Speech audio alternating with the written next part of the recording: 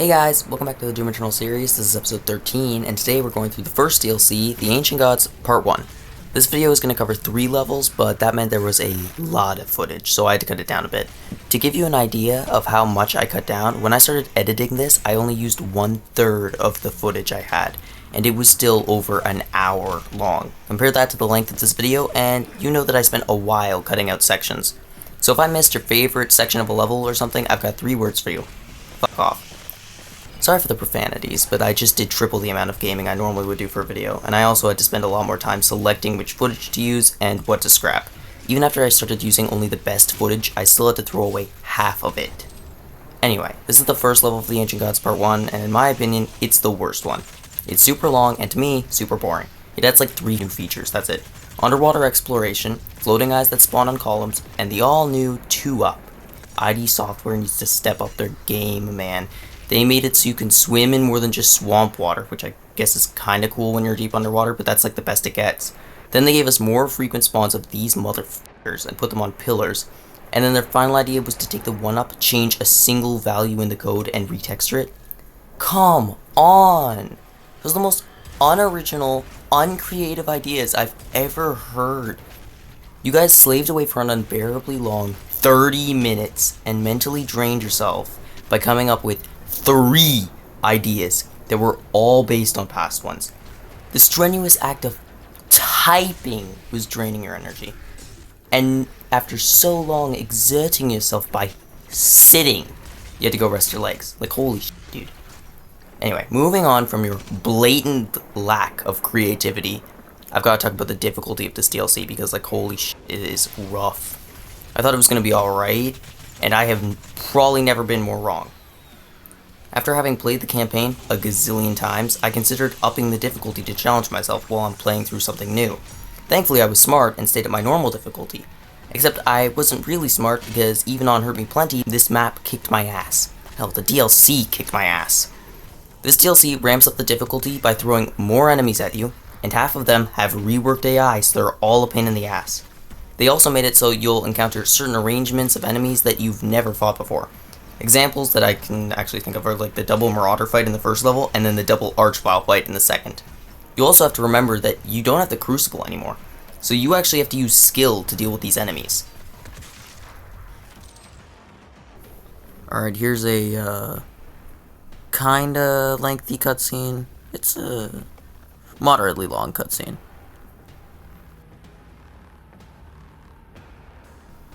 Honestly, this kinda gives me a mix of Octonauts and playing in the pool as a 5-year-old vibes. Like, this looks like Octonauts, but more hardcore. Like, I could see literally. I'm such an idiot. Mom, look at it. Oh, cutie is playing in the pool. The lore. This is, by the way, this is exactly the kind of shit I was imagining as a 5-year-old just swimming around in the pool. That the shark over there, I heard in a Decino vid that he can absolutely slap your shit. Like, but if he can attack you, does that mean he has a health bar? And if he has a health bar, can you glory kill him? I just think it'd be funny to see like Doom Guy glory killing a shark. I actually wonder if that's possible. Pretty sure the only way to damage him would be to dash into him, though.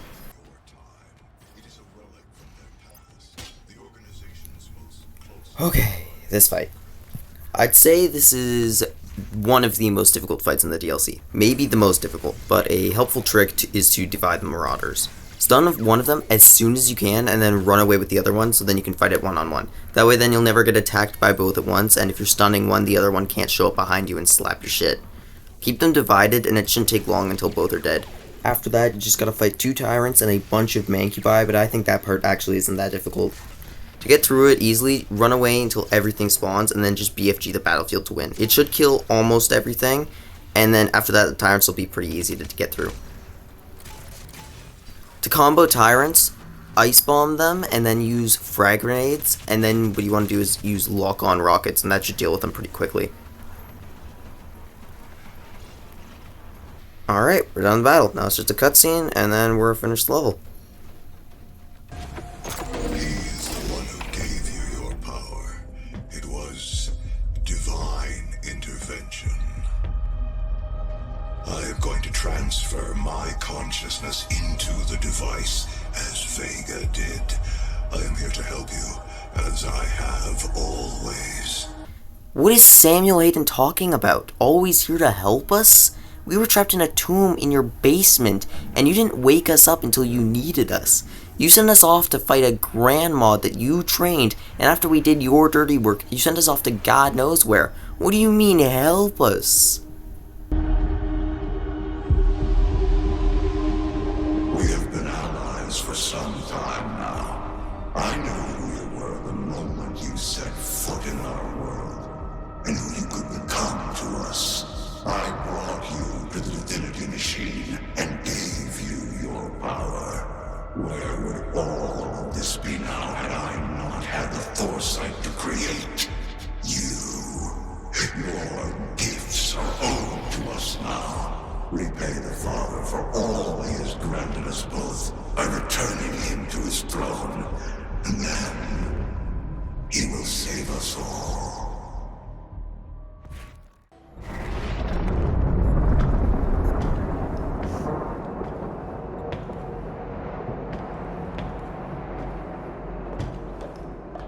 Dr. Hayden is the Seraphim.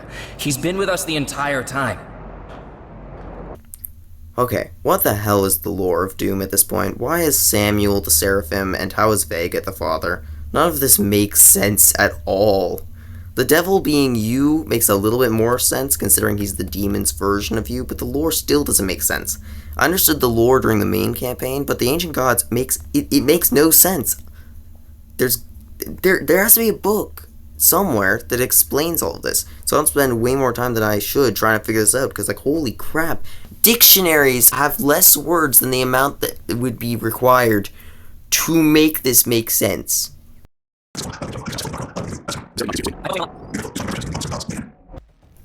Alright, level 2, the Mud Swamps. Now this is where the DLC starts picking up. In the first big section of the level, they added another new feature, which was the giant tentacle. It was cool in theory, id Software, but you had to know that it would be dumb in the end. This level doesn't start off too strong, but trust me, it picks up. After a little while, you'll reach this place with two pathways. The right side will take you to an interesting area, and the left side will take you to an interesting enemy. The right side starts off with some basic enemies and a tiny, eensy-weensy bit of platforming, but throws us into this toxic area where the air damages you. Thankfully, the Green Wolf guy has protective shield around him where the air is normal. By staying close, we can follow him to a bunch of lamp torch things. He'll jump into them and ignite them, which creates a giant bubble of protection from the toxic air. And then, once you're there, waves of enemies will attack you from all around. After a couple of waves, the flame will turn back into your wolf, and you can continue on to the next lamp. The first lamp has nothing but zombies and soldiers, so it's pretty easy to get through. The second lamp introduces imps, snakes, and hell knights. Third lamp has dread knights, cacodemons, and mancubi. The fourth lamp has shield guys, pinkies, and barons. And the fifth lamp has nothing but a marauder, so it's not too difficult. Then, you get to do some platforming, and meet the first creative feature of the DLC. 1.5 levels in, and you meet the first creative feature, which is the Spirit. It's awesome. These guys possess enemies and buff all their stats while removing weak points. When the possessed enemy dies, the Spirit moves into a new one. To prevent this, you have two options. Spend forever killing everything else before you kill the possessed demon. Option 2, microwave the Spirit into oblivion. It's that simple. After we meet the Spirit, there's a big fight where we'll go up against two Archviles, and this can be difficult, so just save the BFG ammo so you can use it on them. All you gotta do after that is pray they die. After that battle, you'll get half a chocolate coin as a reward and go back to the area with the two paths. The second path, on the left side, takes you to a quick fight with a buff totem, except there's a marauder there. This may sound pretty overkill and unbeatable, but I'm here to tell you it's actually really easy. The marauder does his eye flash attack way more often because he runs up at faster speeds and he'll get to you and try to do the attack immediately. Despite this speed and the increased speed of his attack, as long as you can shoot him, you'll do fine. Then you've got to deal with a couple more enemies after that before you can continue on. Then there's another fight after that, but the area is super foggy and you can't see anything pretty much. There will be a Doom Hunter and a possessed enemy, which isn't a great combination. If you kill the possessed enemy, but don't kill the spirit, it can possess the Doom Hunter, which creates what is essentially just an undefeatable enemy, so be careful of that. A little while later, you'll fight some snake guys, but these ones will be invisible. It's not actually too difficult until the Tyrant shows up, but even then it isn't too crazy. A little while after that, you'll go through the final fight where a possessed Baron will show up. Be warned, this guy will destroy you. No matter how strong or powerful you think he is, he's stronger. He can outrun you no matter how fast you move. He can take hundreds of hits, way more than you can imagine. Like, no matter how many hits you think he can take more. And he can squash you in a single hit. He's an absolute unit of an enemy. He's a nightmare. After that fight, you'll get the other half of your chocolate coin, and you'll get to fight a boss. This guy is a giant eye in a box that shoots you and summons enemies to attack you. In the first phase, he only summons Hell Knights, and in the second phase, he'll introduce Pinkies. In the third phase, the eye guy will introduce you to his wife, the other eye. And both of them will summon Hell Knights, Pinkies, and Shield guys. Once you kill the eyes, you have to punch them into the thing at the center, but do it fast, otherwise they'll respawn. Once you've got through them, there's a cool cutscene with a Titan that brings you up to these orb things so we can get to the Father's life sphere. The Seraphim wants us to resurrect the Father to help him, but we destroy the life sphere instead in the spirit of being an asshole. Then we grab the life sphere of the Devil and go back to the base.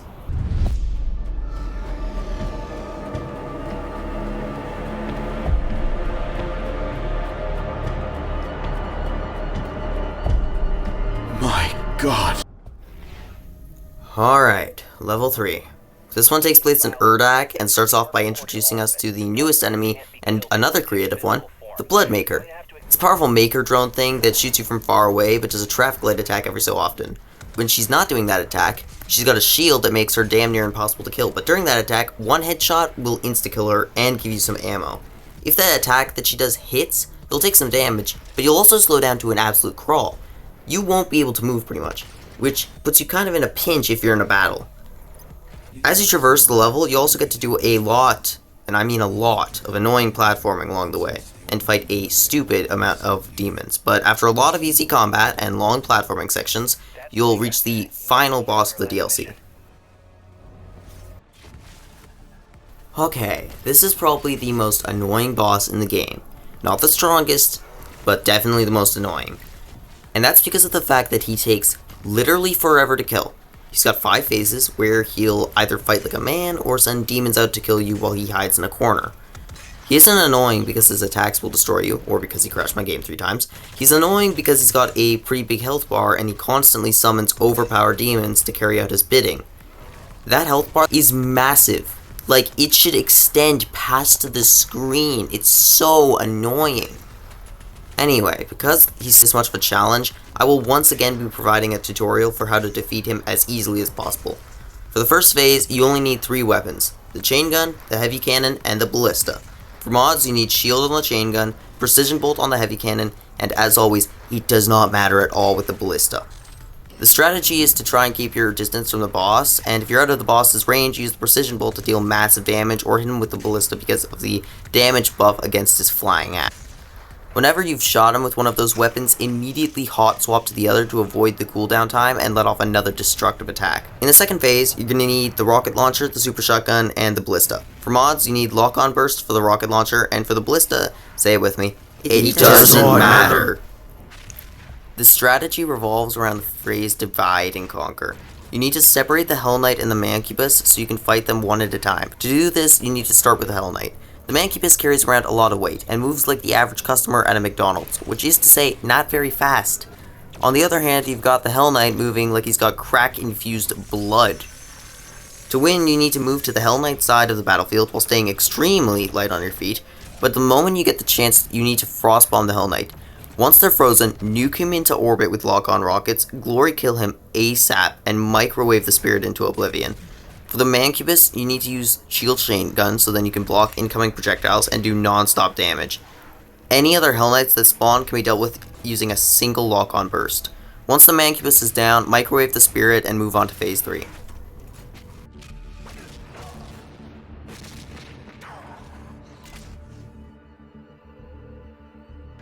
During Phase 3, you need to watch the floor and dodge the lasers to stay safe. The enemies are all Cacodemons, and you can deal with them by shooting them once with the Arbalest mod on the Ballista, which is weird as hell considering we're finally using a mod on that weapon. But if you need health or armor, use Sticky Bomb and Flame Belch before glory killing the Cacos. This phase is the easiest by far and will go by quickly if you follow this strat. For Phase 4, you only need Ballista and Precision Bolt, but it is still one of the hardest phases. Keep your distance from the boss and move around as much as you can to avoid getting hit. The Blood Makers will ruin you in 2 seconds flat if you don't deal with them, so snipe them as soon as possible and be done with it. To deal with the boss from far away, spam Precision Bolt and Ballista while constantly hot swapping between them to avoid the cooldowns. If you're in imminent danger of being hit, swap to the chain gun with shield to avoid damage and steadily take down Samur's health. The eyes don't pose any danger most of the time, so you can just ignore them. The final phase can be dealt with pretty simply, despite the fact that it's the most difficult one. BFG the Pain Elemental immediately, and follow up with the Chain Gun Shield. The Chain Gun will eventually take down the Pain Elemental and also block all the incoming Lost Souls. As soon as the Pain Elemental is down, microwave the Spirit and move on to the Dread Knight. In this fight, the Dread Knight is so overpowered that it isn't even worth it to target the Blood Makers first. If they pose a significant threat, use the Precision Bolt on them, and Ballista any Pain Elementals that cross your path. You need to try and focus on the Dread Knight as much as possible, and lock on burst whenever you can. The moment that spirit is out, you need to microwave its ass while moving around enough to avoid incoming attacks. The moment it's dead, all other enemies die, so you don't need any remaining health after you kill it, so don't worry about any of that.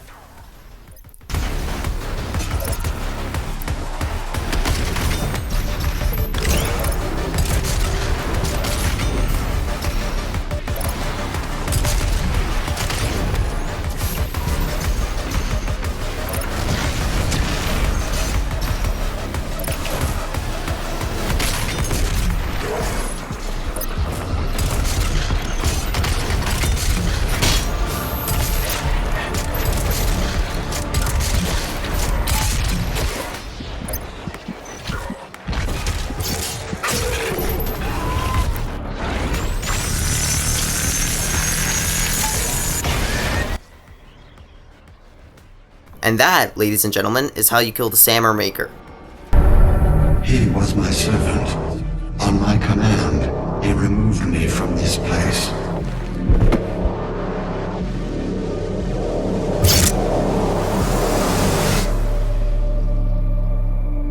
It is not required that you end his life.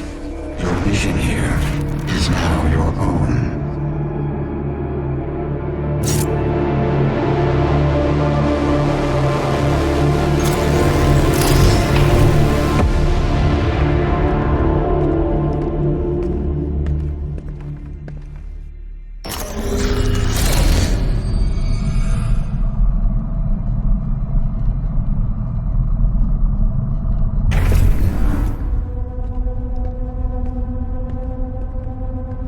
The consequences of your actions here are irreversible.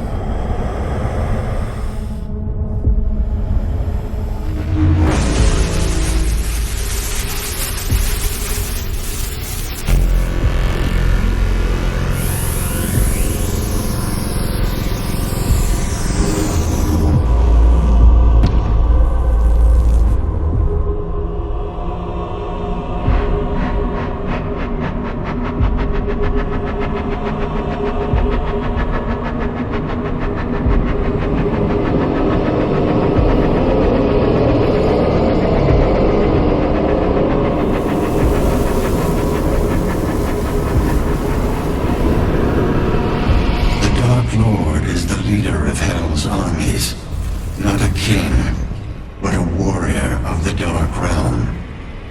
The fiercest among them, as only the strongest could rule the demons. you in their world.